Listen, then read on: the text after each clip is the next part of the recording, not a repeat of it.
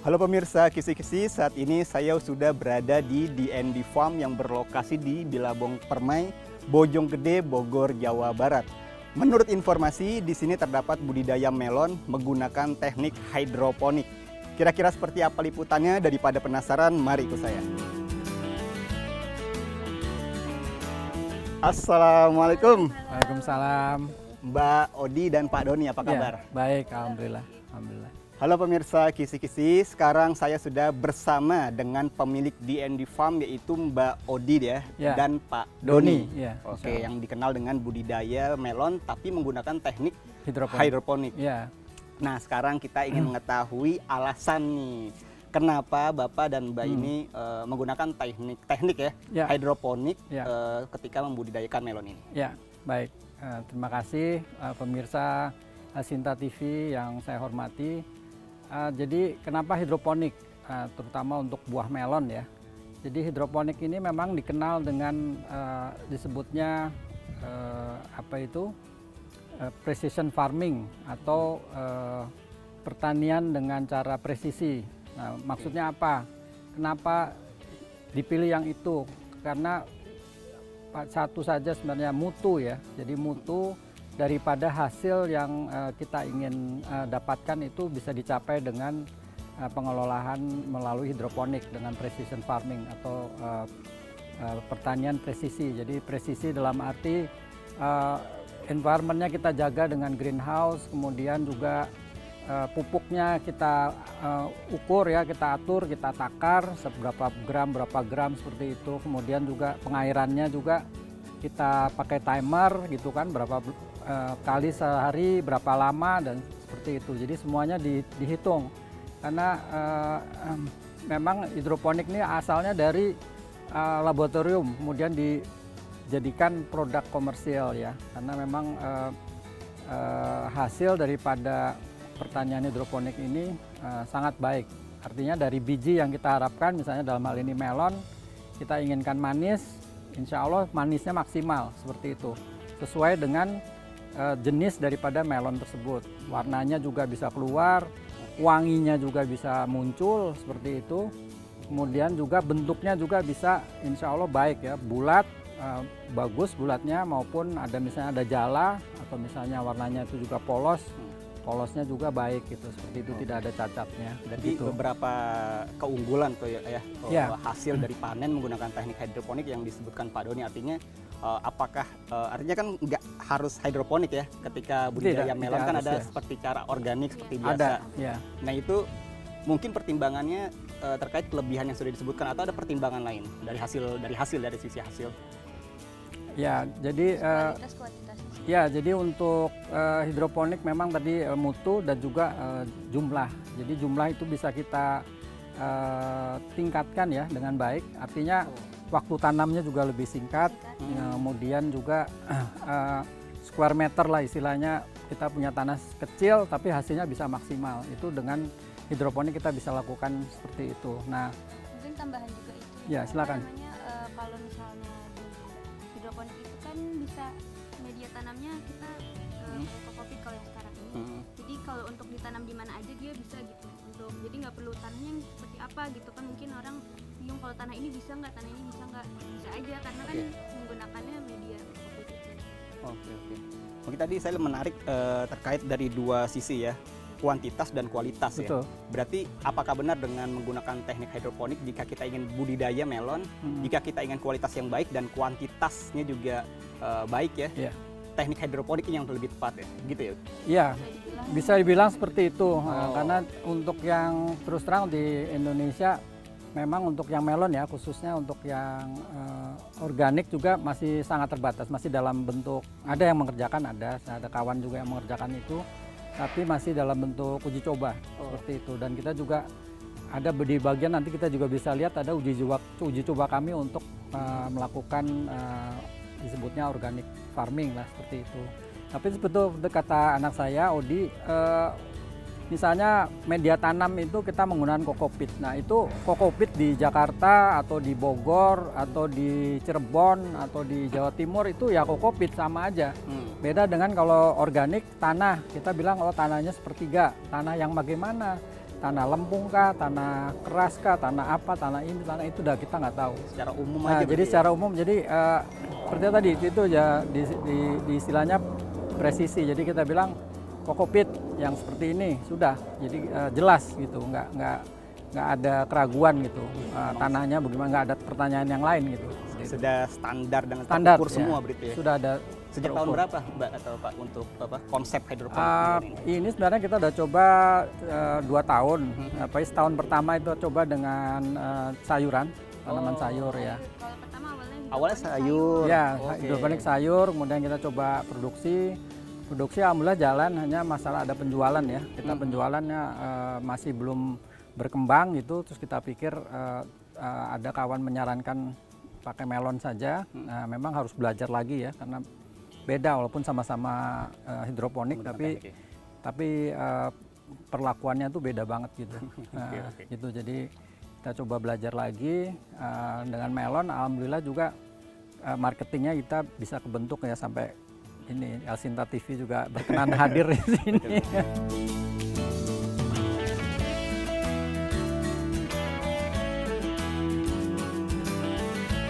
Asik Pak ya suasananya ya. Alhamdulillah, Asri begini ya. alhamdulillah. Oke, nah ini ya, Ya, di ini- sebelah kita nih pemirsa nih ya. Jadi ini bangunannya, greenhouse-nya. Jadi sebelum kita masuk, saya jelaskan dulu Boleh. fungsinya barangkali ya. Oke, silakan. Jadi fungsi dari greenhouse ini untuk melindungi tanaman dari, terutama dari cuaca yang berubah-ubah, hujan, panas gitu kan, dan juga dari hama terutama. Makanya di sini di atasnya pakai disebutnya plastik UV supaya sinar matahari itu tersebar merata. Dan ini ada screen, itu disebutnya insect net atau screen supaya untuk menahan serangga supaya tidak bisa masuk ke dalam gitu. Jadi kita di dalam bisa terjaga. Nah, terbukti ini kita bulan Januari, kita 2 bulan terakhir itu hujan terus-terusan. Alhamdulillah tanaman bisa kita lihat di sini tetap sehat ya, dan terjaga, buahnya juga bisa tetap muncul. Nah, terutama karena melon sebenarnya lebih senang di daerah panas dan kering. Gitu. Nah, sedangkan ini ya cuaca hujan tetap bisa tumbuh. Nah, itu fungsinya daripada ini terlihat sekali. Ya, terlihat sekali fungsi daripada bangunan ini ya. Jadi bukan sekedar untuk gaya-gaya ini bersih, keren apa enggak gitu Ada ya. tujuannya ya. Ya, ada tujuannya Betul, seperti betul, itu. betul.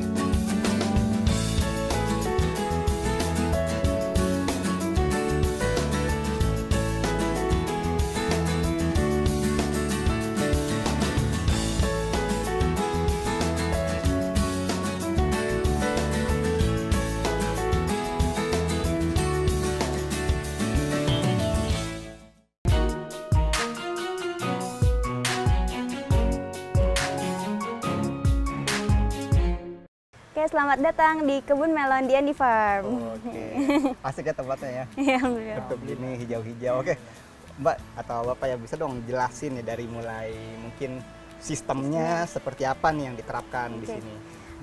Oke, bismillahirrahmanirrahim.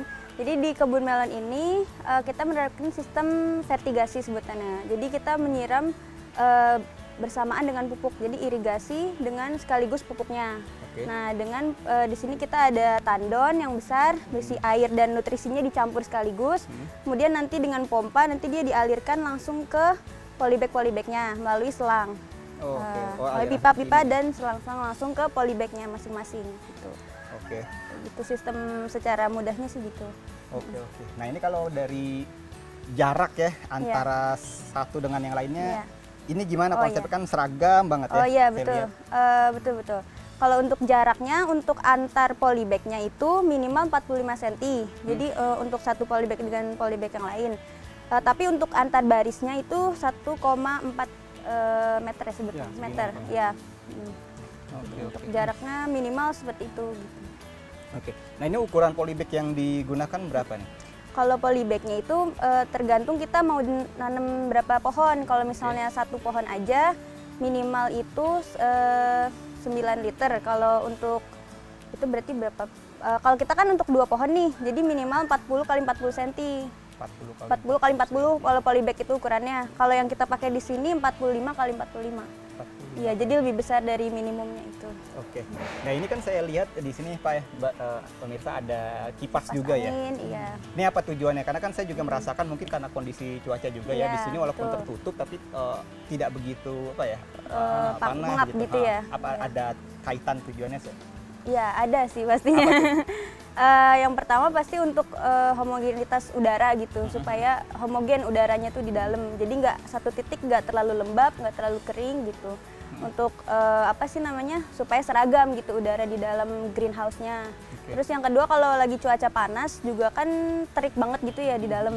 Nah itu untuk supaya tanamannya juga mengurangi apa stres gitu. Untuk tanamannya. Karena kebetulan saat ini juga kondisi lagi nggak begitu terik Iya, ya. bener. Adem juga ya.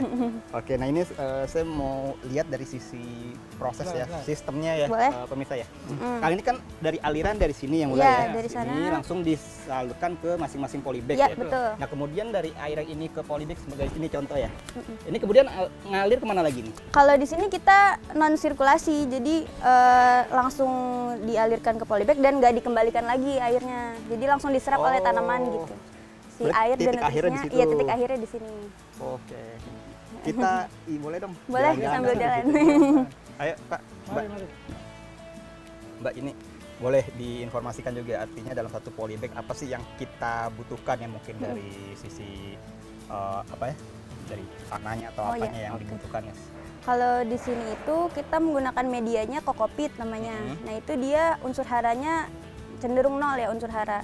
Jadi nggak ada pupuknya lah istilahnya gitu nol. Jadi penambahan pupuknya nutrisinya itu dari airnya. Jadi kita tambahin namanya larutan AB mix.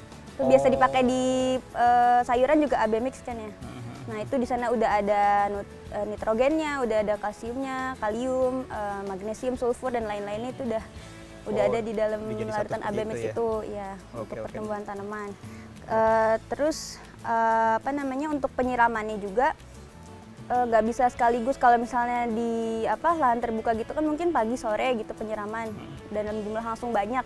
Kalau ini lebih presisi setiap jam dia dinyalakan timer otomatis gitu. Jadi setiap jam dia nyala dari jam 7 sampai jam 4 itu nyala penyiramannya. Oh formulanya seperti itu ya untuk Iya, penyiramannya iya. jam gitu ya. Iya. Oke. Nah kalau untuk seperti tadi ya formula-formula yang dibutuhkan iya. seperti vitamin atau pupuk Iya. dan sebagainya itu memang sudah satu paket seperti itu ya. Artinya ada gak sih bahan yang diperlukan untuk mempercepat mungkin panennya atau memperbagus dari sisi kualitasnya, mempersubur itu apa? Sebenarnya kalau itu kan udah standar ya untuk paling perubahannya misalnya dari mulai dia ditanam pertama sama dia mulai pembungaan terus dia mulai pembuahan itu nutrisinya ada perubahannya. Misalnya kalau yang mungkin dia baru ditanam sebutan larutan AB mixnya establishment.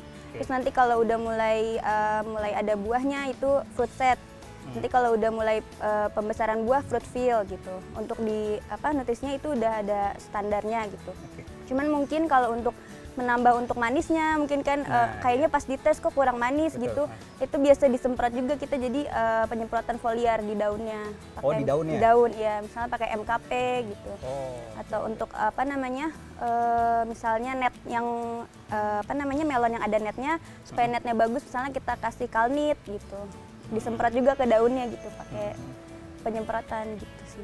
Ini berarti dari satu tempat ini Iya. dua pohon ya menghasilkan dua buah juga. Iya. Betul? Betul. Oke. Di satu polybag dibuahkan ada 2 tanaman. Dua tanaman, Ya, masing-masingnya 1 buah. satu buah. Iya. Itu emang di setting seperti itu atau Di gimana? settingnya seperti itu sih kalau di dalam budidaya melon yang GH ya. Ya, jadi kalau untuk greenhouse kita optimalkan lingkungan ini sehingga buah yang kita munculkan itu berkualitas tadi ya, Iya. berkualitas. Jadi gimana caranya optimalisasinya adalah satu pohon satu buah. Bukan berarti bisa lebih, bisa 2, bisa 3. Iya. Tapi hasilnya nanti kurang bagus. Oke, berarti tadi di sini ada 3 varietas, 3 Iya, jenis 3 ya. jenis ya. Oke, salah satunya yang ada di Salah depan kita satunya ini ini per lady namanya. jenisnya memang dibungkus seperti ini.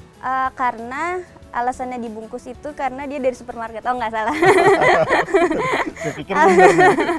Alasannya apa, Mbak? Alasannya itu karena kalau dia udah matang dia itu jatuh dari pohonnya sendiri gitu. Jatuh dengan Oh. sendirinya gitu jenisnya. Jadi kalau nggak diplastikin nanti dia bisa jatuh nanti rusak gitu. Jadi kita plastikin. Gitu. Oke, Iya. oke, oke. Nah, Oke, kemudian jadi ini kalau tambahannya untuk mungkin? tambahan sedikit. Jadi kalau untuk yang per lady ini memang punya sifat yang unik ya. Iya. Lain dengan nanti ada jenis yang lain itu Iya. dia kalau matang susah ditebak gitu. Nah, karena ini masing-masing ada caranya sendiri. Ada yang dari wanginya, ada yang dari daun-daun ini seperti itu kan. Tapi yang ini nggak bisa ditebak. Nah, tebakannya dari mana? Ya, dari jatuhnya itu. Gitu. Jadi Oke. kalau udah jatuh, ya itu baru matang. Gitu. Kalau belum jatuh, belum matang.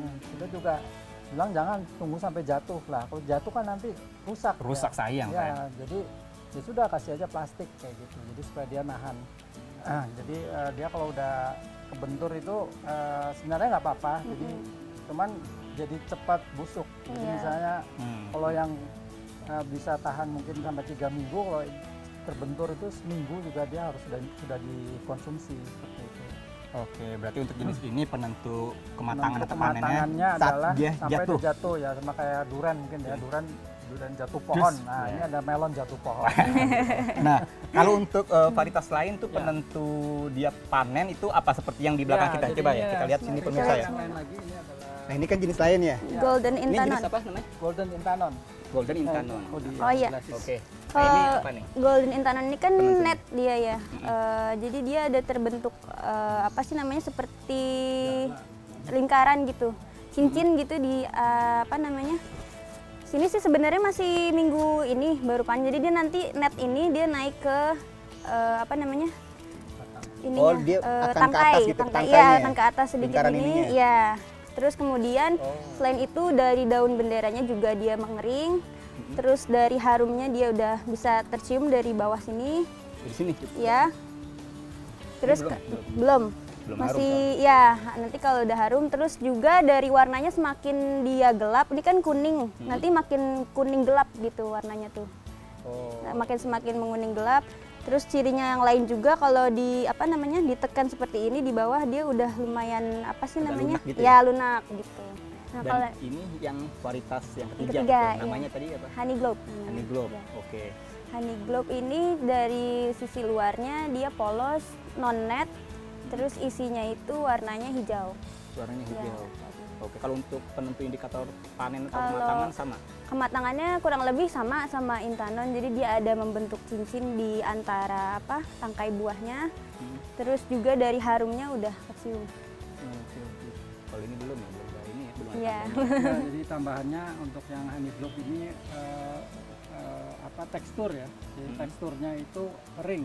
Kalau yang Intanon itu juga warnanya hijau di dalam, tapi teksturnya basah. Oh, Jadi basah dan berserat. Kalau ini kering dan lebih lembut. Gitu. Bedanya itu. daging buah dalamnya ya. Ya, daging buah dalam ini lebih cenderung juga lebih kecil daripada Intanon. Intanon lebih besar, 1,2, 2,3, ini paling 1, Iya, 1,1, 1,2 ya. Ukurannya juga lebih kecil.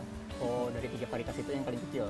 Enggak, Enggak. maksudnya dengan Intanon Dibanding ini kecil. Dengan Jadi Intanolnya itu kalau ya. yang ini, yang hijau ini sama yang Per lady sama, sama. ukurannya ya, sekitar 1 kilo aja. Oke.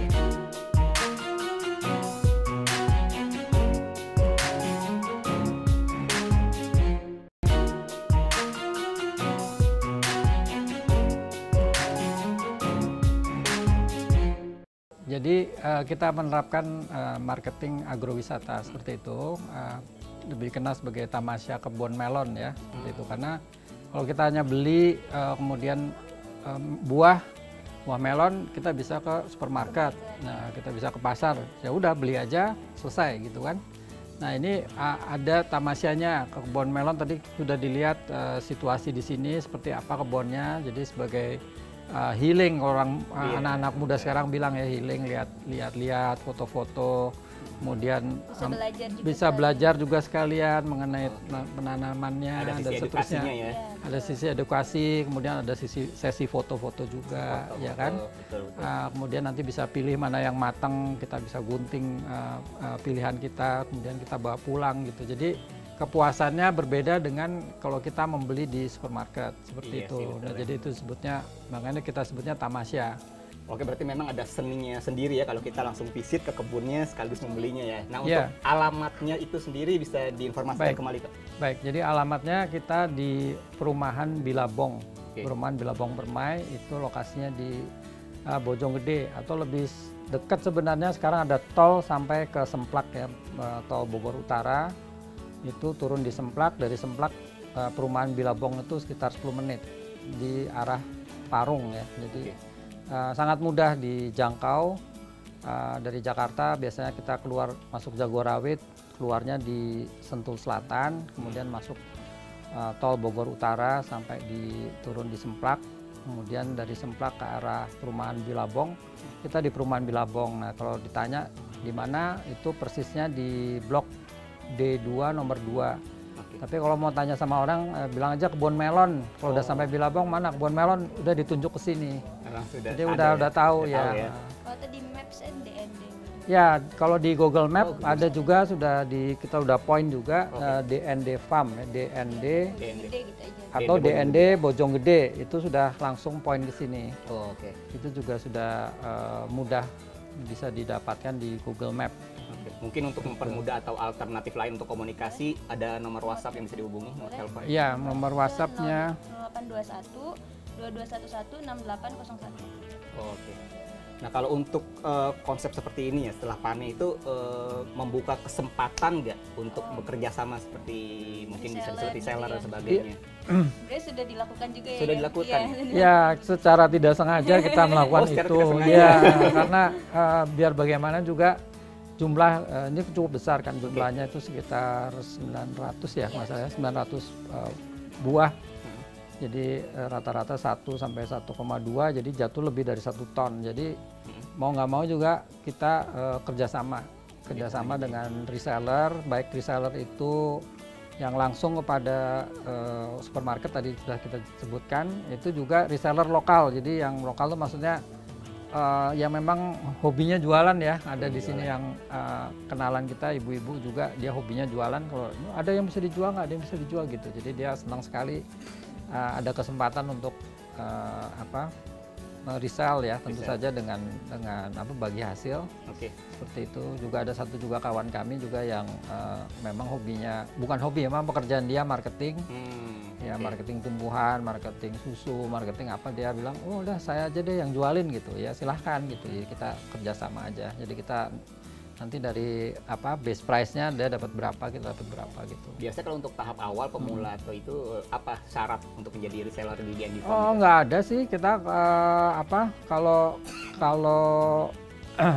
kalau langsung ke sini itu nggak banyak syaratnya, yang penting dia membawa customer kan, itu aja ya. Dia bilang membawa customer ya, kita juga tahu biasanya oh ini banyak temennya nih gitu kan. Ya, biasa yang jualin deh, ya silakan gitu. Nah, itu yang lokal. Kalau yang besar itu kita memang ada minimumnya, kayak reseller ke supermarket itu minimum 50 buah itu baru kita ada diskon price seperti itu. Oke, kayaknya daripada penasaran mungkin langsung bisa dihubungi ya nomor telepon atau Iya. langsung ke berkunjung ya. Ya, Ke Instagram juga berkunjung, bisa. ke Instagram juga di situ bisa langsung kita chatting kalau memang butuh chatting di Iya. situ. Pokoknya insya Allah menyehatkan ya, ada buah juga dan ternyata selain buah di sini ada produk lainnya sejenis, bukan sejenis ya. Iya, yaitu produk madu ya. Iya, kita juga ada produk madu di sini. Kita ada di sini ada produk madu akasia. Coba boleh Pak kita. Ya, maaf.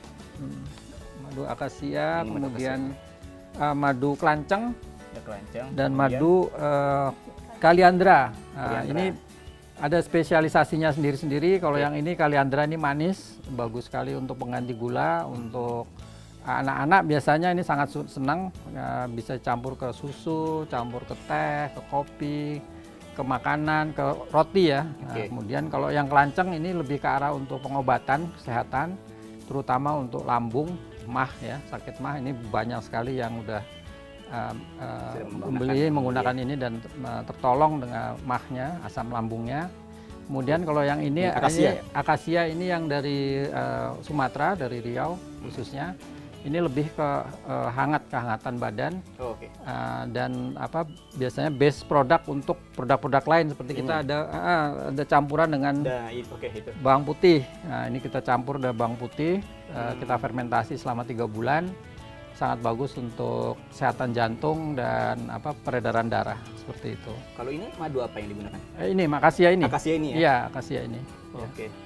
Berarti kalaupun selain melon, kalau ingin membeli madu dan sebagainya langsung menghubungi nomor yang tadi juga ya? Kita juga ada satu lagi buah sebenarnya kita apa lagi start itu markisa.